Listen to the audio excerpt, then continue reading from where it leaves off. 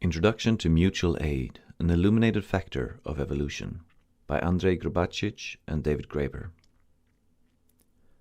Sometimes, not very often, a particularly cogent argument against reigning political common sense presents such a shock to the system that it becomes necessary to create an entire body of theory to refute it. Such interventions are themselves events, in the philosophical sense. That is, they reveal aspects of reality that had been largely invisible, but once revealed, seem so entirely obvious that they can never be unseen. Much of the work of the intellectual right is identifying and heading off such challenges. Let us offer 3 examples. In the 1680s, a Huron-Wendat statesman named Kondiaronk, who had been to Europe and was intimately familiar with French and English settler society, engaged in a series of debates with the French governor of Quebec, and one of his chief aides, a certain Lahontan. In them he presented the argument that punitive law and the whole apparatus of the state exist not because of some fundamental flaw in human nature, but owing to the existence of another set of institutions, private property, money, that by their very nature drive people to act in such ways as to make coercive measures necessary. Equality, he argued, is thus the condition for any meaningful freedom. These debates were later turned into a book by Lahontan, which in the first decades of the 18th century was wildly successful. It became a play that ran for 20 years in Paris, and seemingly every Enlightenment thinker wrote an imitation. Eventually, these arguments and the broader indigenous critique of French society grew so powerful that defenders of the existing social order such as Turgot and Adam Smith effectively had to invent the notion of social evolution as a direct riposte. Those who first came up with the argument that human societies could be organized according to stages of development, each with their own characteristic technologies and forms of organization, were quite explicit that that's what they were about. Everyone loves freedom and equality, noted Turgot. The question is how much of either is consistent with an advanced commercial society based on a sophisticated division of labor. The resulting theories of social evolution dominated the 19th century, and are still very much with us, if in slightly modified form, today. In the late 19th century and early 20th century, the anarchist critique of the liberal state that the rule of law was ultimately based on arbitrary violence, and ultimately simply a secularized version of an all-powerful God that could create morality because it stood outside it, was taken so seriously by defenders of the state that right-wing legal theorists like Carl Schmitt ultimately came up with the intellectual armature for fascism. Schmitt ends his most famous work, Political Theology, with a rant against Bakunin, whose rejection of decisionism, the arbitrary authority to create a legal order, but therefore also to set it aside, was ultimately, he claimed, every bit as arbitrary as the authority Bakunin claimed to be opposing. Schmitt's very conception of political theology, foundational for almost all contemporary right-wing thought, was an attempt to answer Bakunin's God and the State. The challenge posed by Kropotkin's Mutual Aid, a factor in evolution, arguably runs deeper still, since it's not just about the nature of government, but the nature of nature, that is, reality itself. Theories of social evolution, what Turgot first christened progress, might have begun as a way of diffusing the challenge of the indigenous critique, but they soon began to take a more virulent form, as hardcore liberals like Herbert Spencer began to represent social evolution not just as a matter of increasing complexity, differentiation, and integration, but as a kind of Hobbesian struggle for survival. The phrase survival of the fittest was actually coined in 1852 by Spencer to describe human history, and ultimately, one assumes, to justify European genocides and colonialism. It was only taken up by Darwin some 10 years later, when in The Origin of Species, he used it as a way of describing the forms of natural selection he had identified in his famous expedition to the Galapagos Islands.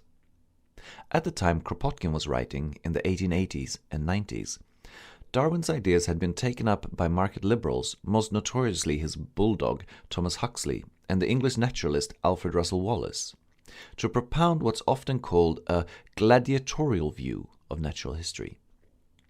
Species duke it out like boxers in a ring or bond traders on a market floor. The strong prevail. Kropotkin's response that cooperation is just as decisive a factor in natural selection than competition was not entirely original. He never pretended that he was. In fact, he was not only drawing on the best biological, anthropological, archaeological, and historical knowledge available in his day, including his own explorations of Siberia, but also on an alternative Russian school of evolutionary theory, which held that the English hyper-competitive school was based, as he put it, on a tissue of absurdities. Men like Kessler, Severtsov, Menzbir, Brandt, 4 great Russian zoologists, and a 5th lesser one, Polyakov, and finally myself, a simple traveller. Still, we must give Kropotkin credit. He was much more than a simple traveller. Such men had been successfully ignored by English Darwinians in the heyday of empire, and indeed by almost everyone else. Kropotkin's shot across the bows was not. In part, this was no doubt because he presented his scientific findings in a larger political context, in a form that made it impossible to deny just how much the reigning version of Darwinian science was itself not just an unconscious reflection of taken for granted liberal categories. As Marx so famously put it, the anatomy of man is the key to the anatomy of the ape. It was an attempt to catapult the views of the commercial classes into universality. Darwinism at that time was still a conscious militant political intervention to reshape common sense. A centrist insurgency, one might say, or perhaps better, a would-be centrist insurgency, since it was aimed at creating a new center. It was not yet common sense. It was an attempt to create a new universal common sense. If it was not ultimately completely successful, it was in a certain measure because of the very power of Kropotkin's counterargument. It is not difficult to see what made these liberal intellectuals so uneasy. Consider the famous passage from Mutual Aid, which really deserves to be quoted in full. It is not love, and not even sympathy, understood in its proper sense, which induces a herd of ruminants or of horses to form a ring in order to resist an attack of wolves. Not love which induces wolves to form a pack for hunting. Not love which induces kittens or lambs to play, or a dozen of species of young birds to spend their days together in the autumn. It is neither love nor personal sympathy which induces many thousand fallow deer scattered over a territory as large as France to form into a score of separate herds, all marching towards a given spot in order to cross there a river. It is a feeling infinitely wider than love or personal sympathy, an instinct that has been slowly developed among animals and men in the course of an extremely long evolution, and which has taught animals and men alike the force they can borrow from the practice of mutual aid and support, and the joys they can find in social life. It is not love, and not even sympathy, upon which society is based in mankind. It is the conscience, be it only at the stage of an instinct, of human solidarity. It is the unconscious recognition of the force that is borrowed by each man from the practice of mutual aid, of the close dependence of every one's happiness upon the happiness of all, and of the sense of justice or equity which brings the individual to consider the rights of every other individual as equal to his own. Upon this broad and necessary foundation, the still higher moral feelings are developed. One need only consider the virulence of the reaction. At least 2 fields of study, admittedly overlapping ones, sociobiology and evolutionary psychology, have since been created specifically to reconcile Kropotkin's points about cooperation between animals with the assumption that we are all ultimately driven by, as Dawkins was ultimately to put it, our selfish genes. When the British biologist J.B.S. Haldane reportedly said that he would be willing to lay down his life to save 2 brothers, 4 half-brothers, or 8 first cousins, he was simply parroting the kind of scientific calculus that was introduced everywhere to answer Kropotkin. In the same way that progress was invented to check Kondiaronk, or the doctrine of the state of exception to check Bakunin, the phrase selfish gene was not chosen fortuitously. Kropotkin had revealed behavior in the natural world that was exactly the opposite of selfishness. The entire game of Darwinists now is to find some reason, any reason, to continue to insist that even the most playful, loving, whimsical, heroically self-sacrificing or sociable behavior is really selfish, after all.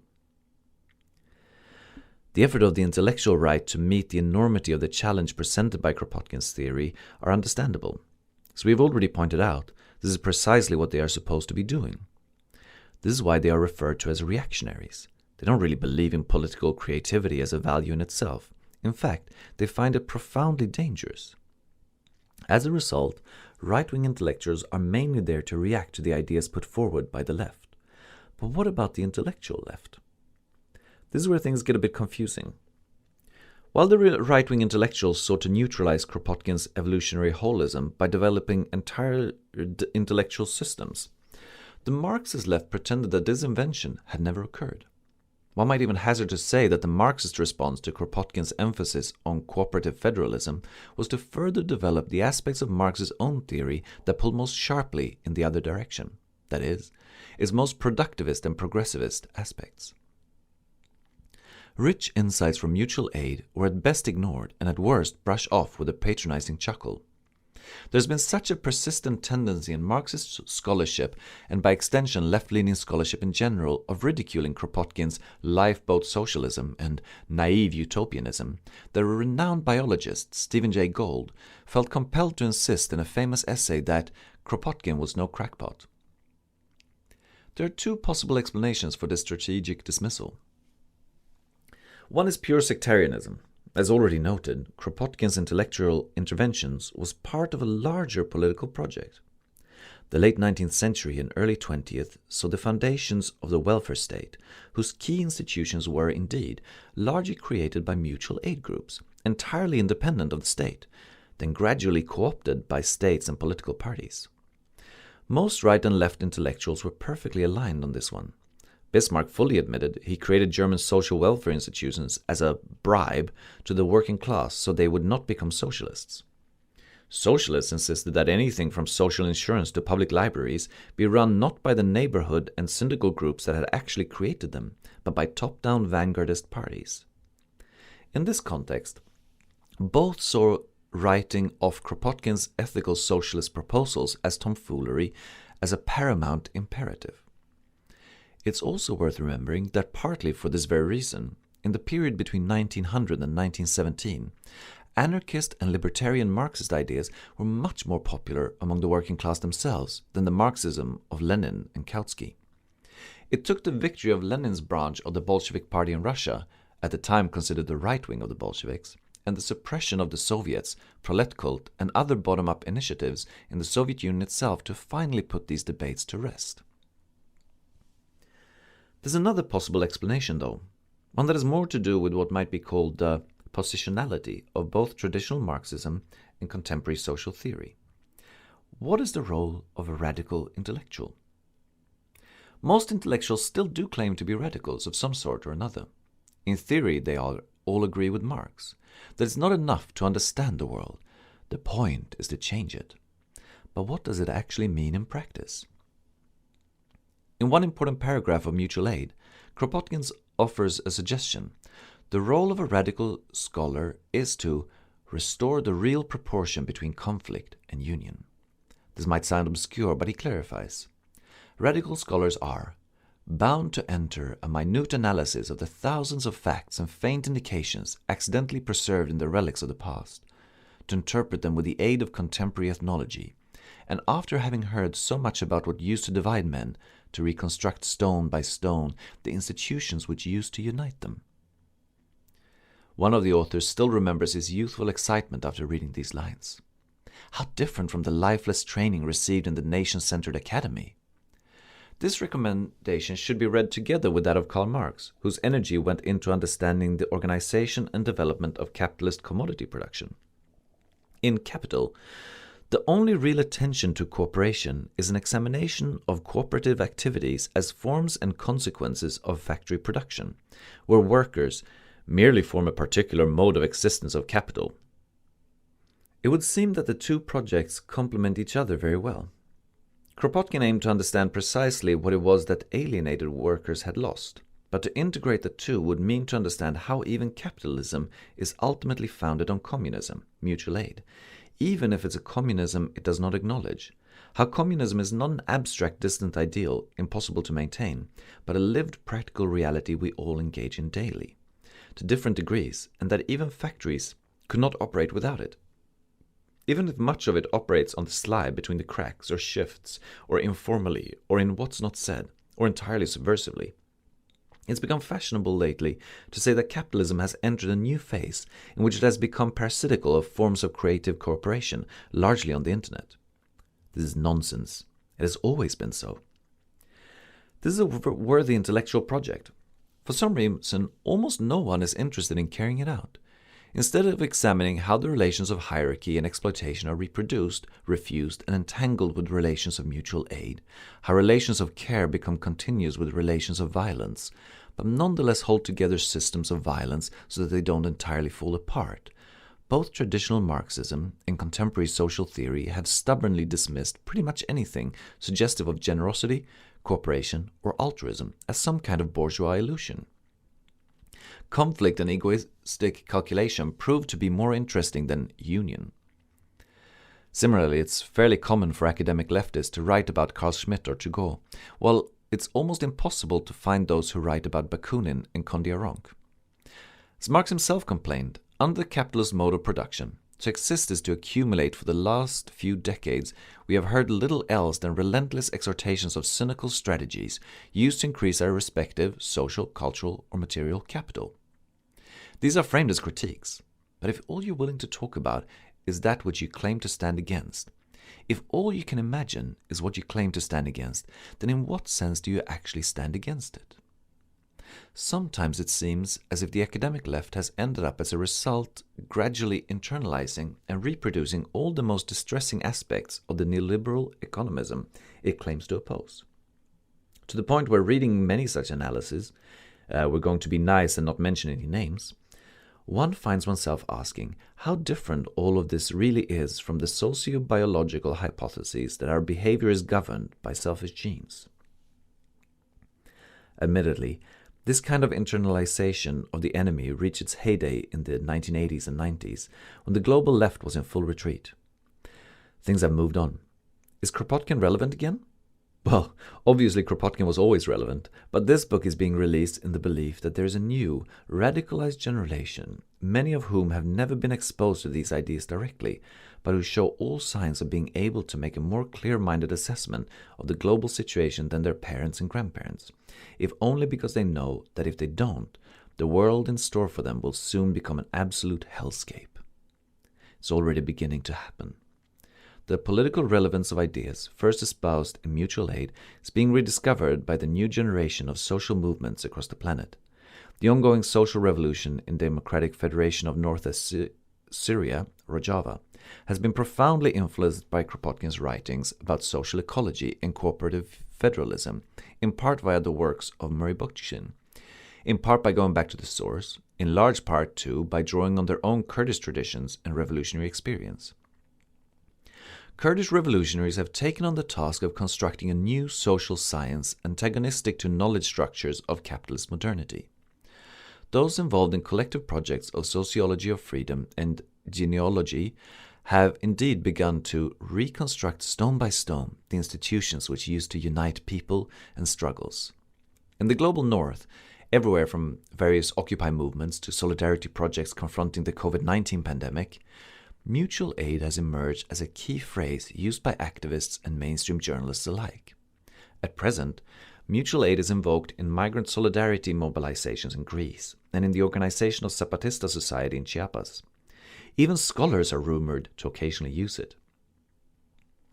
When mutual aid was first released in 1902, there were few scientists courageous enough to challenge the idea that capitalism and nationalism were rooted in human nature, or that the authority of states was ultimately inviolable. Most who did were indeed written off as crackpots, or, if they were too obviously important to be dismissed in this way, like Albert Einstein, as eccentrics whose political views had about as much significance as their unusual hairstyles. The rest of the world, though, is moving along. Will the scientists, even possibly the social scientists, eventually follow?